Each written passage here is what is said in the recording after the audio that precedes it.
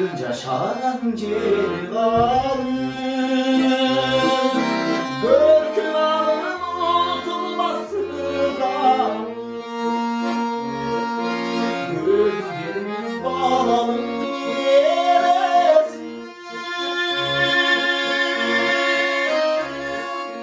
Kırıldıkça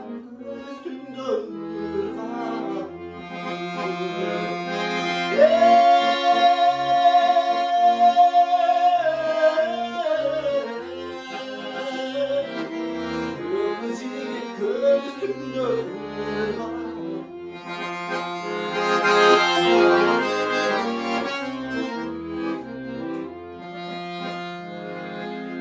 Kırılasılan sansız yıldız çarkılar, kıyanla gündüzü pardılar. Dolu çaşmadı kalbimi topladım. Topladım güllerim kalbime.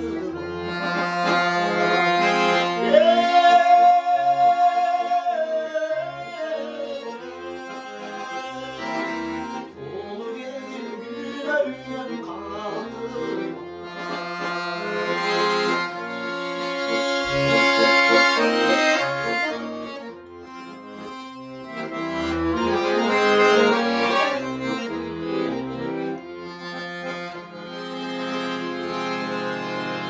Doldu taşkan çomlarında buldum. Getirecektim kaynanak kabuğum. Tokçu tasusu ton gelirdi.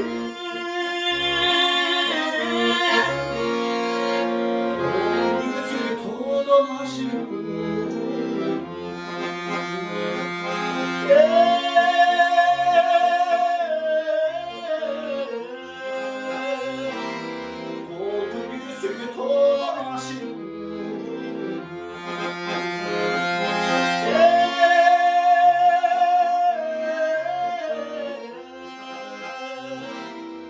Tok gülüsü bütünüm.